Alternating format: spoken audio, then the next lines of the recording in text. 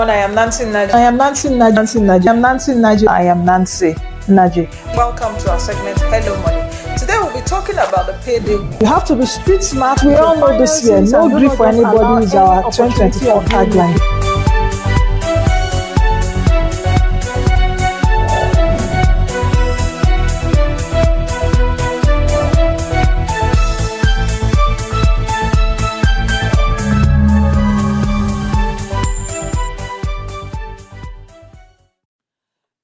Everyone, and thank you all for joining us again. This is Moneyline with Nancy. It's a wonderful day. I am Nancy Naji. Now let's get started with what's in the news. President Bola Tinubu on Monday in Abuja inaugurated 30 hybrid compressed natural gas powered buses with the capacity to transport 3,000 passengers. Speaking at the inauguration, the president said utilizing natural gas to power the nation's transportation industry will reduce transport costs, enhance productivity, and save the nation trillions of naira spent on importation of petrol and automotive gas oil. I am very honored to be here.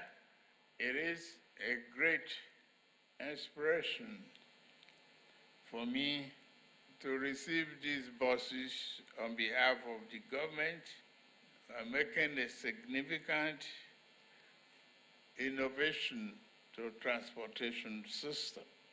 Utilizing natural gas to power our transportation industry is the next way to go.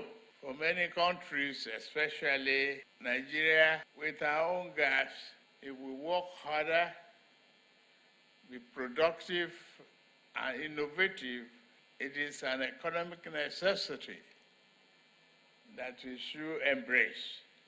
I noted the recent yearning of many ordinary Nigerians. We would definitely be able to achieve the prosperity that we are working hard to accomplish for our people.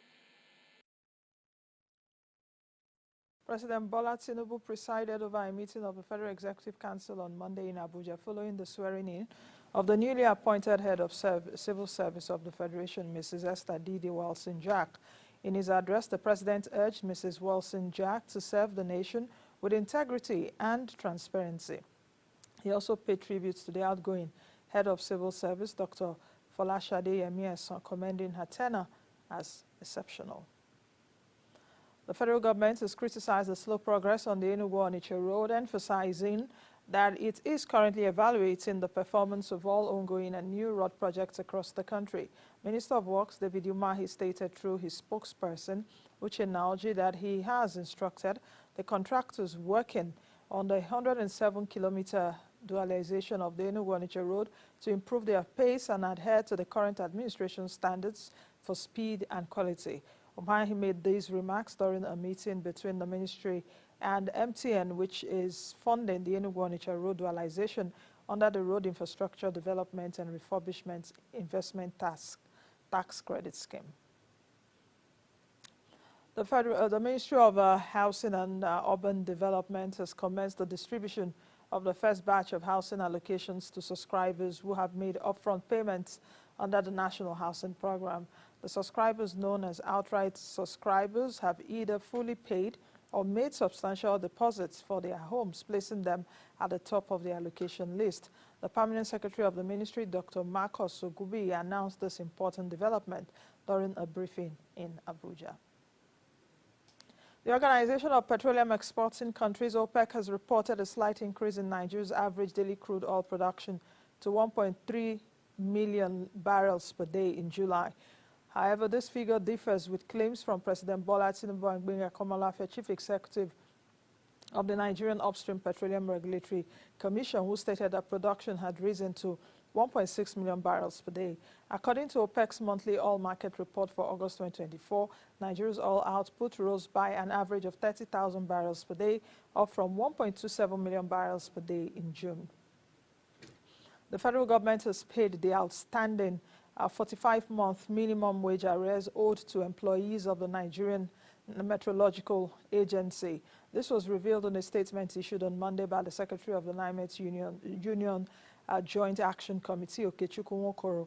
The unpaid arrest, which dates back to 2019, had been a source of tension between NIMET's management and its staff, leading to frequent clashes with labor unions.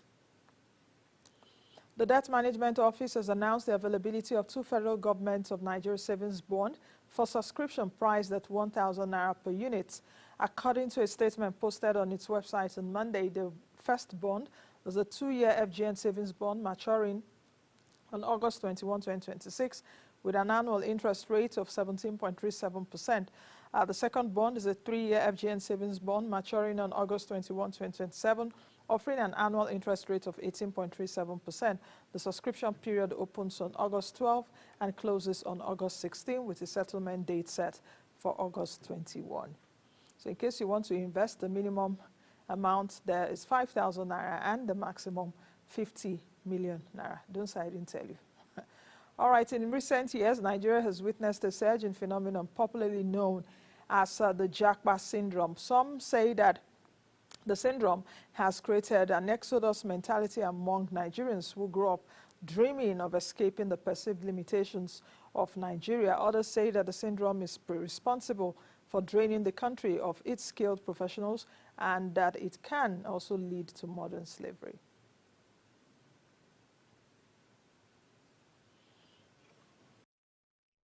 And its economic impact on Nigeria. The event-themed Japa syndrome, potential predators, pitfalls, suicide issues, and Nigeria's youth aim to raise awareness about the consequences of illegal migration and encourage young Nigerians to develop entrepreneurial skills for a brighter future. The pitfalls are disguised as shortcuts to success. This may entrap the unwary and deter progress. Therefore, I urge you to remain vigilant and discerning in your pursuit. Speakers at the event emphasized the need for Nigerian youth to resist the temptation of seeking greener pastures abroad, especially through illegal means. Instead, they encouraged young people to embrace life, acquire entrepreneurial skills, and work towards building a greater tomorrow. If you lose the will to live, even there will be opportunities all around you and you will not see it because your mind is closed. So, like the University of Abuja now, we make it compulsory. Before you graduate, you must have a company that you have registered.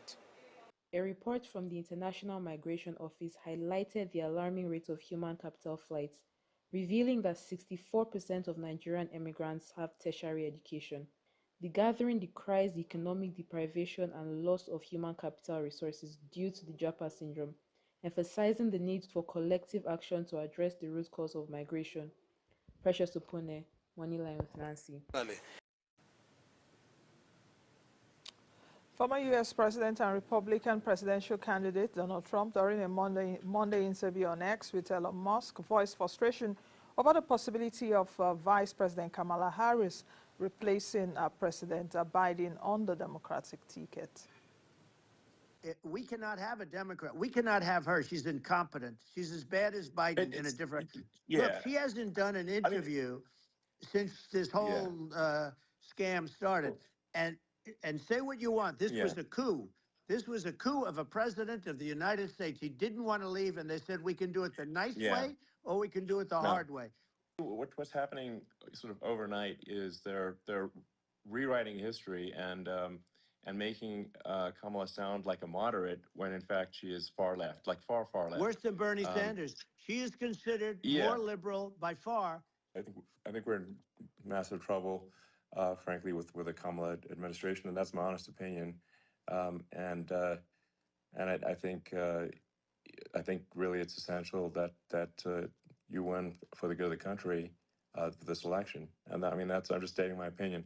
Like we're having a great conversation right now.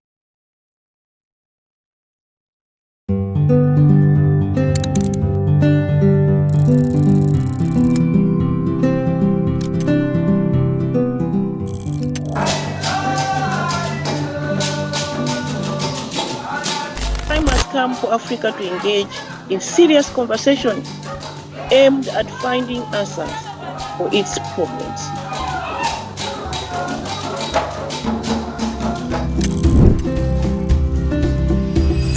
My brothers and sisters, I firmly believe this mutually beneficial friendship will benefit from opportunities created by the African Economic Congress platform. And this is the reason we need to deepen democracy in Africa and empower citizens and civil society organizations.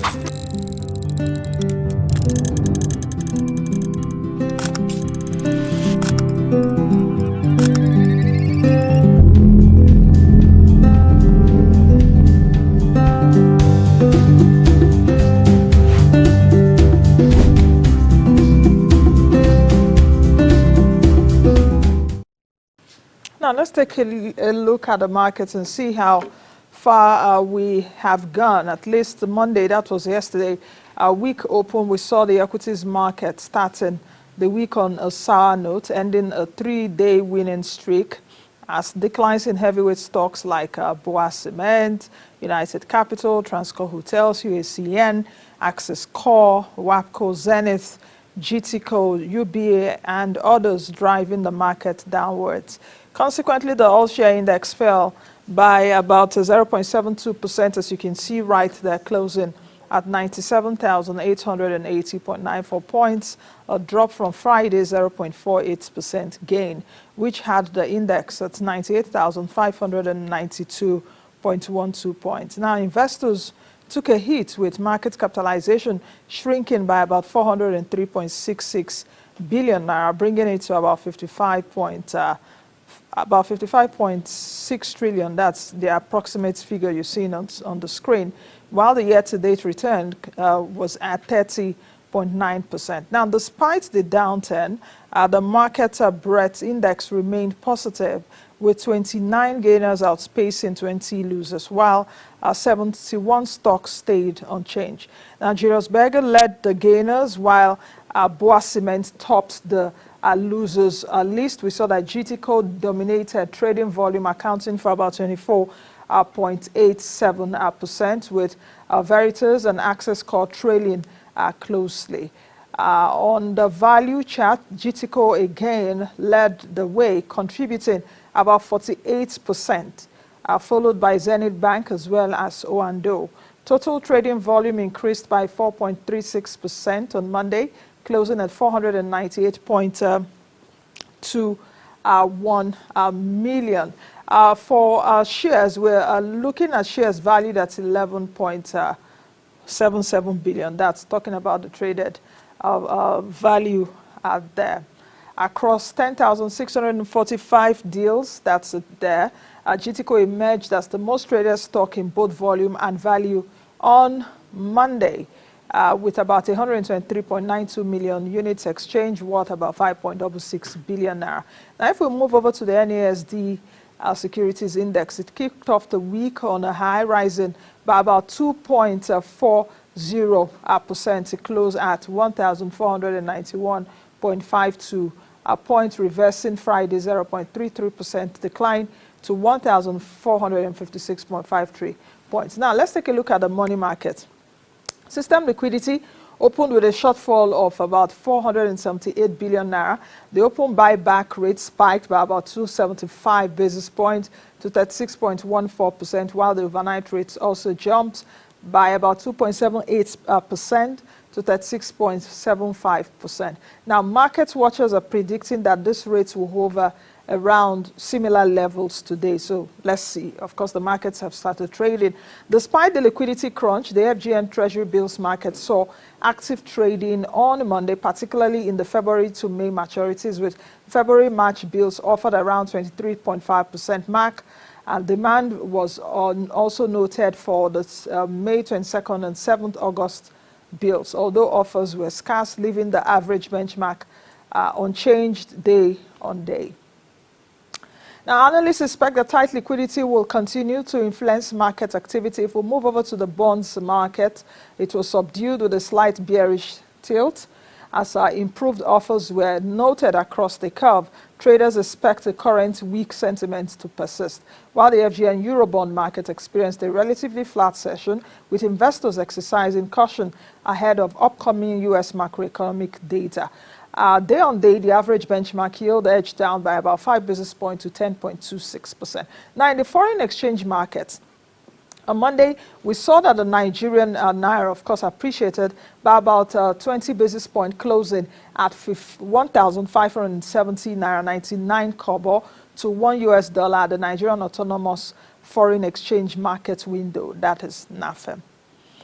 All right, let's move over to foreign markets now. We're starting from the United States. Okay, my team has queued me in with African markets, so let's just take a look at that first before we move over to the U.S. Markets. We're seeing South Africa and Ghana up in the green now. Let's check out others. Let's move over to Kenya. Kenya and Egypt in the red intraday this morning, just a few hours ago, just before we came on air. What other markets are we showing across? Okay, now let's move over to the U.S. market. So you can see all green U.S. stock futures rising this Tuesday. That's early Tuesday trade as investors brace for key inflation data due later this week, with the market reeling from last week's volatility following a disappointing jobs report and the unwinding of the yen carry trade. Investors are now focused on upcoming inflation reports, which could also provide some kind of direction. The Consumer Price Index is expected to be released on Wednesday in the United States. We'll see how that pans out. Now, what you're seeing on the screen for European markets, they were trading a bit higher this Tuesday, showing cautious optimism after last week's volatility. In the UK, data from the Office of the National Statistics revealed that wage growth, excluding bonuses, slowed to about 5.4% year-on-year between April and June, the lowest rate in 2 years, while the unemployment rate fell to 4.2% from 4.4%. Meanwhile, in Asia, Japan's Nikkei 225 surged over 3%, leading gains across the region, so 3.5% there, while Singapore reported a 2.9% economic growth in the second quarter. Our own economic growth is at 2.9% too. Of course, the MBS says it will rebase the GDP of the country. So I guess it's still working on it. Now, if we move over to oil prices, prices of Brent, the WTI, all edging lower this Tuesday, breaking a 5-day winning streak as the market shifted focus to demand concerns after OPEC reduced its 2024 demand growth forecast due to softer expectations from China. Gold price dipping as investors locked in profits after bullion reached a 1-week high.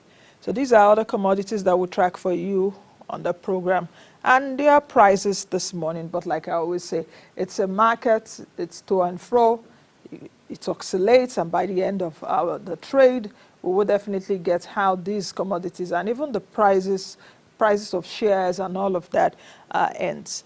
All right, let's quickly take a break, and when we come back, I will be focusing on states today. Of course, on the show, I've always talked about states, perhaps why we also need to take a look at states, and should we reduce the focus on the center. Following, of course, the nationwide protest a few days ago, we saw that President Bola Tinubu addressed the nation on August 4th, outlining his policies aimed at mitigating the impact of the twin challenges of petrol subsidy removal and naira devaluation. Specifically, in a speech, President Tinubu stated, and I quote, "More than 570 billion naira has been released to the 36 states to expand livelihood support to their citizens." End of quote. However, several states have refuted the president's claim of a 573 billion hardship fund, clarifying that the funds in question are actually a World Bank loan, not a grant or a federal government hardship intervention or support. Some governors have publicly challenged the president's statement, including the governor of Nasarawa State, the governor of Oyo State, Seyi Makinde, and governments of Osun as well as Abia, who indicated that they have yet to receive any funds, while It's true that allocations to states have also increased in recent months. That I'll be breaking down for you. If we even have the card now, we can actually give you that card, because what we did on the show was to give you a breakdown of what has happened. According to the NBS, we got the data from the NBS in terms of monthly allocations to the 36 states, including FCT, as well as the monies that states have gotten from January to June, I suppose. Yes, my team can actually also put that on the screen. So what you're seeing here, if you can take a screenshot of it that you are watching, we'll bring it back so that you understand what your states have gotten. So, and states governments are arguing that despite more monies, that this rampant inflation is eroding the value of the funds they receive. This raises critical questions which I'll be asking this morning. How can state governments be held accountable for these funds? How can Nigerians ensure that their state governments deliver tangible economic development? Let's quickly take a break. My guest will be joining me, Dr. Bongo Adi, who is a professor of economics at the Lagos Business School. We'll try to provide some answers and insights for you. Should we be refocusing our attention on the states, taking it away from the central? Is the federal government also deliberately trying to tell Nigerians that states are your problem, not ours? We'll be looking at that and more when we return from the break. Join us on all our socials. We'll be right back.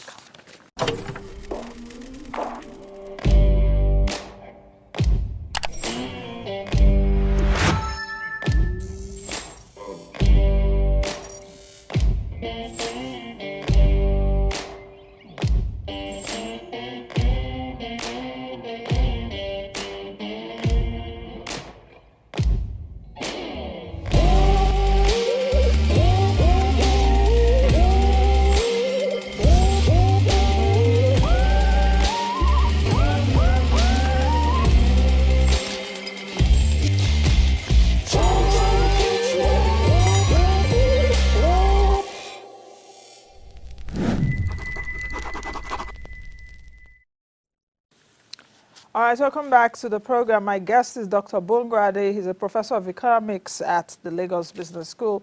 Good morning, Professor Bongo, and thank you for joining us. Professor Ade, are you there? Yes, I am. Thank you very much. Good morning, Nancy. Good morning. Great to see you. Thank you, sir. Thank you. Good to see you too. Where should we start from? Okay, let me start from you walking me through your thoughts as around what the president said on August 4th regarding the livelihood support of over 500 billion naira to states. How did you interpret that statement? Well, I think this practice of throwing money at challenges sometimes has very mixed outcome. We've seen that all the time in Nigeria. So when we have some of these challenges which are more structural, we seem to take the rather quick fix approach, which is to throw money at it. Now, I'm not saying that we shouldn't do that, because I mean, we need some sort of very urgent measures to arrest the spate of hunger that is rampaging in the economy, in the society currently, and that is triggering the unrest everywhere. So every government will be interested in finding some quick solutions. But then we have to look at solutions that work.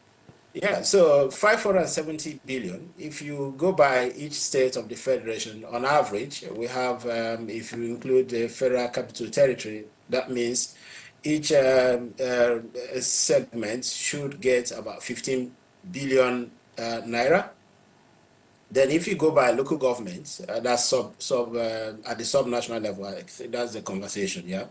So if you go by local government, each local government of 774 should have about approximately 740 million naira added to the coffers.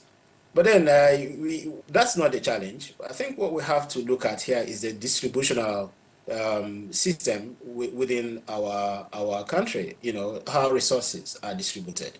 And then we have to look at the structures in place to see whether it is possible for that to really, target the right people. I mean, this is a livelihood support.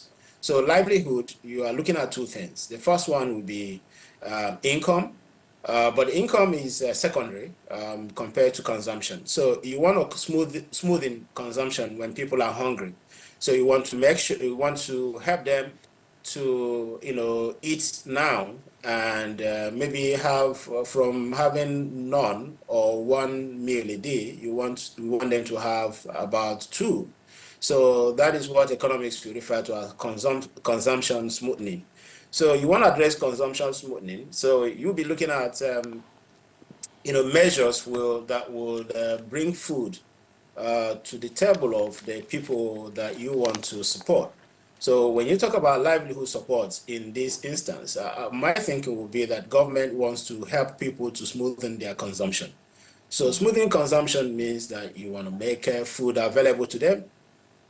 So my question would be, would just giving 570 billion to the states, even though it's disputed. Some states say that they haven't seen anything. Some people said it's not a new thing, it's the COVID-19 fund and so on. So there's, again, a lot of disagreements around that, but I'm not going there. So let's just, raise this hypothetical situation that, okay, supposing that there is that 570 billion and that is thrown to the states, would it help the people to smoothen consumption to reduce this hunger that is fueling the unrest that we're seeing everywhere?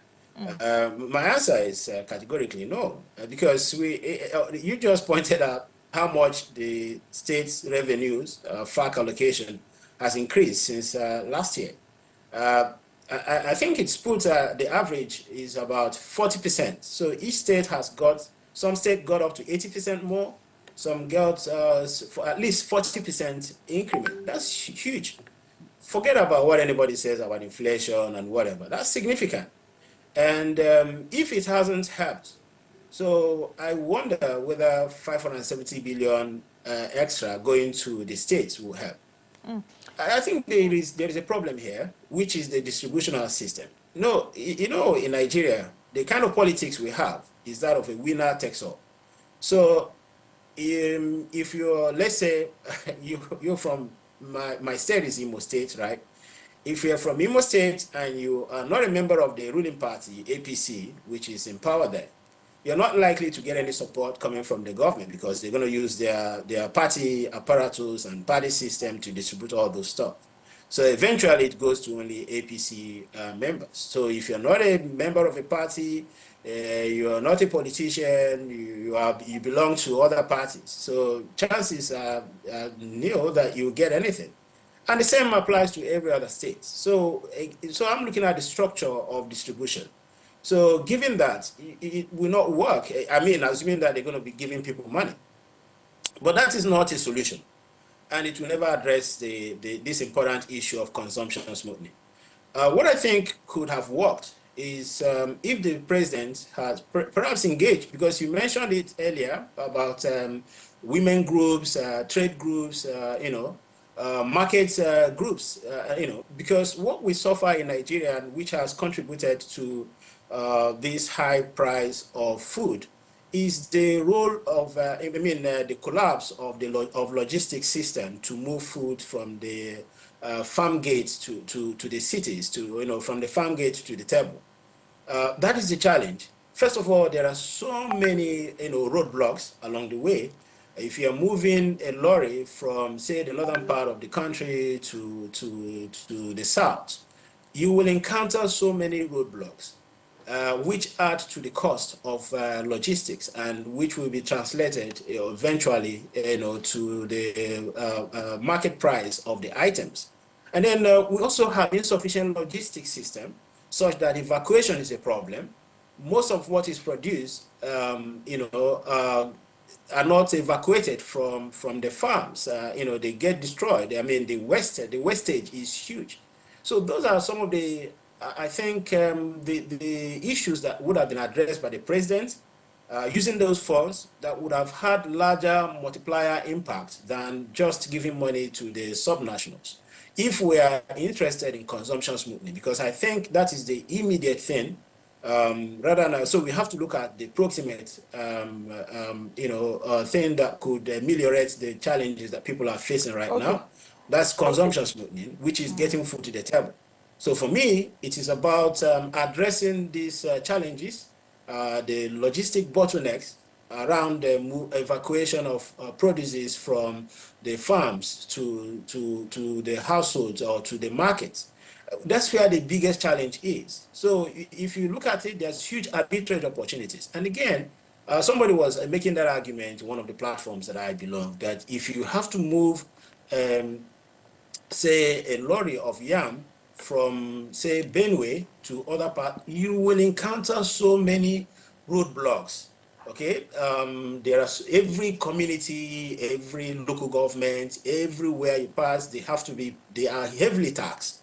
So at the end of the day, there is no seamless movement. The movement is not fast enough such that a lorry moves, within few days to its destination. And then there's a huge cost in that movement. So at the end of the day, you have very high price for the final product that lands in the market, which is what people are suffering from. So we have to really address the right things if we want to improve the living condition of people. Okay. Because for me, if we want to address the agitation, it's about consumption smoothing, not about throwing money at everything. Okay, Prof, let me come in here. I'll talk about consumption smoothing in a bit and what we can do to achieve that. I hope it's not going to be on palliatives, as it were, but what I'm hearing from you is that despite the rift, despite the bickering from the federal government and the states over the source of this 573 billion naira given, it doesn't matter.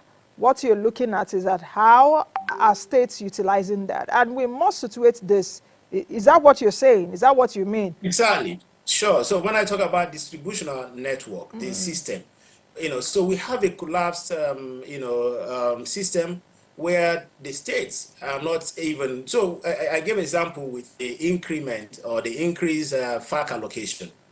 It hasn't translated to improved living standard. Despite the claims about inflation eating on it and all of that, it hasn't translated to any sort of improvement in living condition of people. So again, because of the way the structure works, I think that's the big problem. Yes, you got me right there. Okay. So, but let's take a look at it this way. For the president to come up on a national broadcast and say over 570 billion naira were given to states, a lot of Nigerians went to the street to say, so states got this kind of money. What viewers are seeing on the screen now is actually what we put together, definitely research for this show. Of course, the source is the MBS. What we've done is January to June to take a look at the 3 tiers of government, what they've shared in the last 6 months or thereabout, and what the states have gotten. Of course, we know that the federal government has a larger share. The states have about 26% of it, while the local government, about 20-something percent, goes to the local government. So, Prof, I know you're seeing this, the states, what the states have gotten from FAC, at least in the last few months. Then what we are able to do also, let's go back now to the other slides. What we've done, we've also broken it down to show what each state has gotten from January to June. A lot of work, but we really had to do that in terms of getting the data so that Nigerians have a bird's eye view of what is happening. And what we're seeing right there is Delta states getting the most, and that's actually my state of origin. So Governor Sharif, will be answering more questions, and I suppose that Nigerians should also be asking their governors more questions as it concerns that. Now, let's go back to this. The NG Cares is a program by the World Bank. Of course, it's a World Bank program, a program that was done in the height of COVID 19, that the monies were given to states for livelihood support amidst other things. So for the president to come up on a nationwide broadcast to say, we've given states over 570 billion naira, what it sounded like was that because I removed petrol subsidy and I devalued the naira, in our magnanimity as federal government, we gave states this money to be able to cushion the effects. And that is why I think states are really fighting back to say, Oga, you didn't give us this amount of money. This is actually, it's not even a grant, it's a loan. So what would you really say about the president's communication? Or do you think that his speechwriters just got things from different sources, just put there, let it be as if that president had to say something? So it was not a renewed hope agenda kind of palliatives to states. You actually pointed to one thing, which is very characteristic of this government. You mentioned the issue of the barrels of oil produced. So Prof, it's there not is me, a claim. is the data we got from OPEC Exactly. yesterday. So that's what I'm And we saying. try So to I'm compare with talking what the about the president has been discrepancy. saying, yes. Exactly. So I'm referring to the discrepancy. It's not the first time we're hearing such discrepancy from government. So one quarter says 1.6 million barrels per day, and then you get another release which gives you 1.3 billion, It's 3 million. million I was trying barrels to per also day. think, was So it the condensate, but there's really no clarity as to even how much we produce. But I understand what you mean.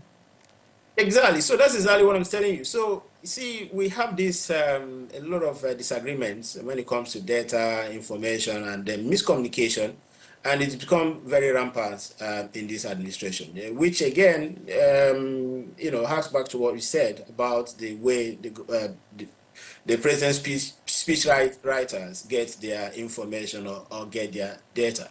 So at least we needed to be clear where the source of the 570 billion or whatever that the president claims to have given to the states, which the states are disputing. They are disputing on whether they have received it or not. They're also disputing the source, whether it is from the federal government or whatever palliative. So whatever be the case. So we have a problem here of credibility and trust, and we've been dealing with that from the onset. And I think is a bigger problem that we really need to address, because sometimes people think that economics or the economy works on very mechanistic or is a mechanical process. So you just have to put the bits and then get the system working. No, economics is made up of human beings. It's about incentive. It's about trust. So once you don't have a trust, you don't have confidence within the system, then the governance will collapse. And that is what we are seeing here. It is important that we address that so that people can trust the source of, trust the authority of the leader, that he's saying the right thing. And then, so that believability is very, very important. So, but regardless of what the source is, what I'm looking at here, again, which requires more emphasis, is the nature of the distribution, the structure of the system. Okay, so when you have a system that is lopsided, as our system seems to be today, okay, so it's like I said in the beginning, it's a winner takes all. Whatever the president, whatever the governors get, except some governors that are more altruistically inclined, who may actually take measures to make sure that everybody's carried along. But what we have seen over time in most states is this parochial distribution of whatever resources. For instance, the president may give rice, or the governors may release rice. Those rights, you only see it in the party members' homes, not in other people. So we need to explore other ways whereby the generality of Nigerians will be carried along, no matter what policy, no matter what comes from the government. So we have to explore that. Like I said, How do we do I that, was looking at Prof? How do we explore? exactly. Yes, You see, because so I was we've sure. seen this So it's not about throwing system money. for a long time. Because the question should be, how can we begin to get states to deliver economic development? as it were. You are saying let's just even forget whether whether the president said over 570 whatever money got to the hands of the state, whether it's a loan which they will Exactly. pay back for certain things, deliverables, tangibles. What are those tangibles? And the NGKS program is a program for results, as it were. But where are the results and who are those people that are beneficiary? That is one. Number two is this FAC allocation, You these see, billions of naira. How I do we think, exploit to get the states to begin to so work there for the is something people? that's missing in exactly. So there is something missing in this particular World Bank intervention. I know that in the past, as far back as 2011, 2010, 2011, the World Bank switched to an output-based lending. So they will not give you just money, throw money, or give states or whoever money to go do some projects. They will wait until the states, even if they have to raise the money, using some, what do you call it, some sort of guarantees or whatever, bonds. So, but there should be evidence that the states have done something. Then the World Bank comes up to complement what the state does. So when you have these output-based systems, it is better to ensure, to guarantee implementation rather than when you have, how do you call it, input based. So you give money, then expecting that the state will do what you want, what you expect, or I mean, what you intend for the funds. That never works. So the incentive needs to be changed. Rather than giving the states money, I think that World Bank should go back to what they used to do, which is output-based lending. Let us see the states improving the condition of life, which should also be accompanied by a comprehensive monitoring and evaluation system to ensure that, okay, if it's about consumption, like when you talk about livelihood improvement or livelihood support or palliative, like I said, it's about first at the lowest level, the most basic level is consumption smoothing. At the other level is income smoothing. So first of all is consumption. The person who is hungry, you need to make sure that the person feeds. So when the person is feeding, you now need to ensure that he has the capacity to keep on feeding, which is to improve the income. So if you look at consumption smoothing, is about addressing the food gaps, the food insufficient, the logistics about food. Like I said, if the states want to achieve meaningful results with that, or at that level, what needs to happen is that we need to address the logistic gaps, the failure in transportation, the failure in evacuation of food or farm produces from the farm gate to the cities. And everybody, that is a known fact. It's been research has proven that a lot of what food produced in Nigeria get wasted at a farm gate because there's no evacuation system. So the governors need to work with their states, within their states, we work with the markets, the traders, or the farmers, who produce these things or who evacuate them or whatever, to ensure that they have the support they need and remove all the bottlenecks along the route to the market.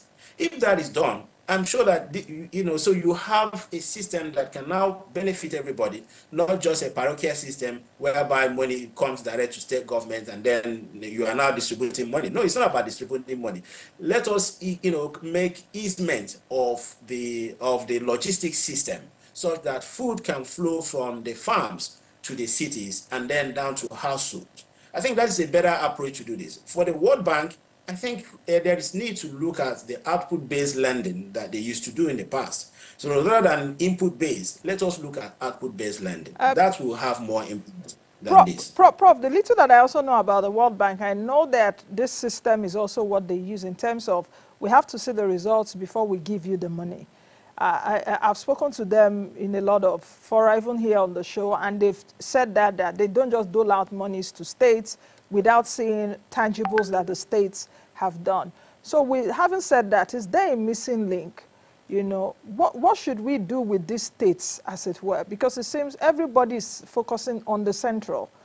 And I agree that the federal government gets about 52% FAC allocation. The state governments, of course, 26%, like I mentioned earlier, but more monies now are given to states. Of course, they're getting more nairas, as it were, right now. What kind of pressure should we put on our various state governors, even including FCT, because FCT also gets money. There's also the 13% all derivation that goes to all producing states too. That is even excluding the research that we put on air earlier. How should we put the states under pressure? Because it seems that they are just so relaxed. Any smart in Abuja. The protest was held a few days ago. Everybody was talking about Tinubu. How can we de-emphasize the central government now and You begin to know, look at the states? exactly. So everybody, held the Supreme Court judgment on the Local autonomy of government local governments autonomy. the other day. But unfortunately, I don't know if that's going to work or not, because again, some governors are challenging it. So ultimately, we don't know what will become of it. But let's suppose that it does work. That's a step in the right direction. And then it goes again to work for what you have advocated. Then the next one is, Tracker, the budget app that allows people to follow the money, allow individual citizens, to participate in the budget process, and be able to track the spending by the representative politicians on public infrastructure. So that is something I think citizenship activism should take care of. I was not really very pleased with the protest that just happened. I didn't see what it was all about, because I was thinking that rather than that, what we need to be anxious about, like you said now, is to hold government accountable. And Tracker has provided us one of the tools that we will need. So citizenship, all the protest leaders or those who are interested in engaging with the states, what they should be doing is actually to track, specific budget items and see what has been delivered, so that they can hold accountable to account all those people responsible. If it is a constituency project of a particular representative, say a House of Reps member or a senator, and he claims to be doing this or that, citizens should go to the project site and see what is being done and then upload the information online.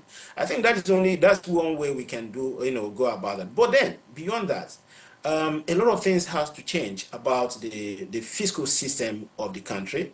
I think most of them are linked to the constitution that we have. The constitution doesn't allow citizens and lots of, well, I say that sort of power to really hold the governors or their representatives or accountable. The governors seem to have some sort of maximum power.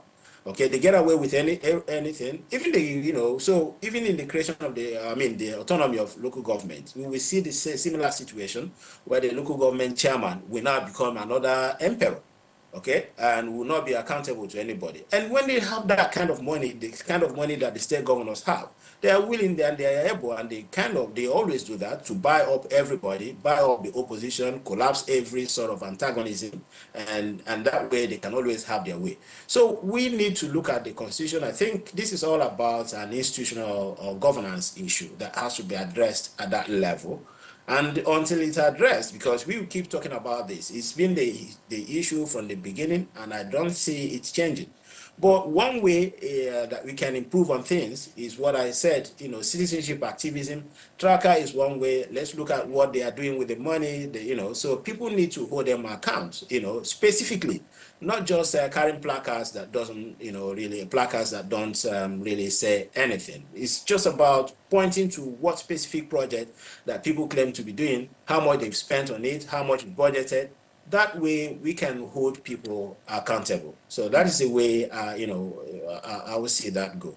Okay, Prof, let me go back to what you mentioned earlier concerning consumption smoothing, and it's very interesting that you brought up that issue. We're taking a look at it, relating it now to states, because some states from the NG Cares program were also doling out cash transfer to their citizens, to their to their indigents there. Some also bags of rice and all of that. To what extent can you relate consumption smoothing, which of course is changing patterns, changing spending patterns as a result of changing income levels, consumption smoothing? So how do you relate that to benefits from the state governments to households, as it were? Because if states are able to give their citizens rice or cash, because of that, rise in income, or the small money they give to the households, changing, there would be spending patterns that will be changed. Food intake would also change and all of that. But how do you now relate it, perhaps? Can we have that on a sustainable basis? I hope you understand what I'm saying, Prof. I'm trying to, yes. You're saying I understand you clearly. Exactly. Okay, so Is let that a me model that recap we what you're should, saying. So yes. it's not a model. So these things, temporary measures. We call them palliatives. Yeah. And then that is why, so it's not just cash transfer. There is a condition attached to it. That is why it's called conditional cash transfer. Okay, so you get the money or the fund based on the performance of a certain activity, or there should be something, that it is, that you have to accomplish in order to earn that cash. So it's not just a free money, because if you keep doling out such kind of money, you create a dependency syndrome, a moral hazard situation whereby people will no longer be interested in making any effort to help themselves, because they know that in any way the state is there to bail them To out. give me So money. that's not a sustainable. It's not sustainable, and it's actually a way of inducing indolence in the system, and you don't want that. So you don't want a system that encourages slothfulness and laziness. No. So that's why it's conditional on some on performance of certain duties, certain functions. So you just don't give people rights for the sake of giving people rights. Again, so it's easy. You see, okay, so when you are giving people rights, where is the rights coming from? So supposing you are buying the rice from the local farmers, market, yeah. that the local farmers, right? Okay. So it has that effect of maybe boosting agricultural productivity, because the farmers, they now have more money. They can go to, but then if you have a failure in the farming system, you don't have enough rice. Okay, Prof. Or you are importing the rice. That means that that also creates more problem for the system. Okay, Prof. I don't know if you follow what I'm saying. I get you well, but I think we'll anchor at this point. Thank you very much, Prof. We'll continue this conversation again sometime. Let's see what happens, but you've made your point. Irrespective of where the money is coming from, governors should be held accountable. There should be transparency, and the people should be more invested in what happens in our states. So thank you very much, Prof, for coming through for us this morning. Thank you very much. All right. Thank you. You're welcome. All right. I've been speaking with Professor Bongo Adi, who is a professor of economics at the Lagos Business School. That's it. I'll see you all again next time. I'll be the best you can be and be the change that you want to see. I am Nancy Naji. Bye now.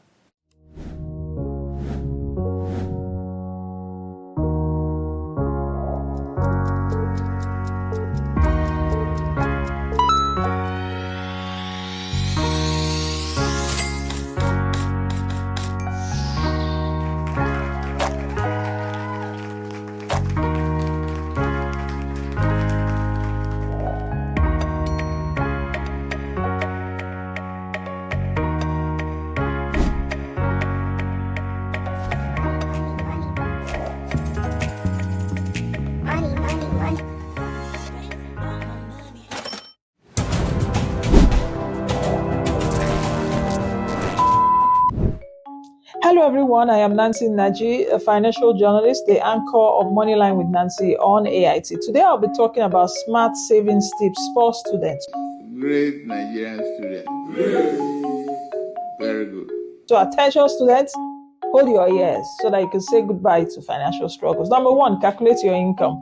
Know how much money is coming in so that you can set a realistic budget. Number two, track your spending. Monitor monthly expenses to identify areas for potential savings. Number three, set financial goals for yourself. Establish short and long-term goals to guide your budgeting efforts. Number four, compare your income and expenses. Ensure that your income covers your essential needs, adjusting spending accordingly.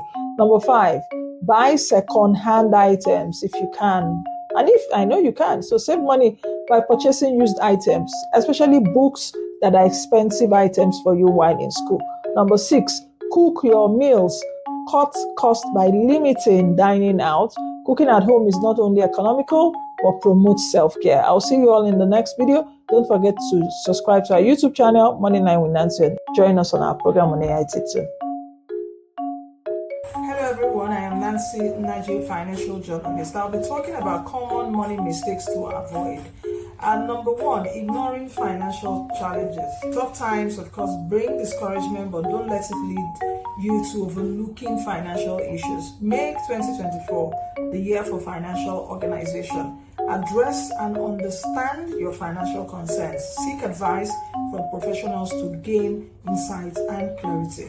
Number two, avoid over concentration in investments. Don't put your investments in one basket. Placing all your financial resources in a single investment or sector poses risk of financial losses. Experts advise diversifying your portfolio across various assets like stocks, bonds, real estate, and more for better risk management. Number three, neglecting an emergency fund. The lessons we learned in 2020 from the COVID-19 pandemic emphasize the necessity of an emergency fund. It serves as a crucial safety net for unexpected events like job loss or unforeseen medical expenses. Even starting with small contributions can lay the foundation for this essential financial cushion. Number four, open communication about family finances. Discussing money matters within the family, especially between spouses, is very vital. Understanding each other's approach to money and responses to financial situations foster clarity. So if your husband is the prudent type that knows about investment, he can handle issues about money. If your wife is the same, she can handle issues about money. But joint discussions enable better family financial decisions, including involving grown children, establishing a clear understanding of the family's financial standing. I'll see you all again in the next video. I hope you've learned common money mistakes to avoid in 2024. I'll see you all again. Don't forget to subscribe to our YouTube channel, Moneyline with Nancy TV. Hello everyone, I am Nancy Naji, the anchor of Moneyline with Nancy on AIT. Today I will be talking about January federal government savings bonds. The Debt Management Office has introduced 2 new savings bonds for subscription at 1,000 Naira per unit. These are the initial offers for 2024, with one being a 2-year bond set to mature on January 17, 2026 at an interest rate of 11.033% per annum. The other is a 3-year bond maturing on January 17, 2027 with an interest rate of 12.033% per annum.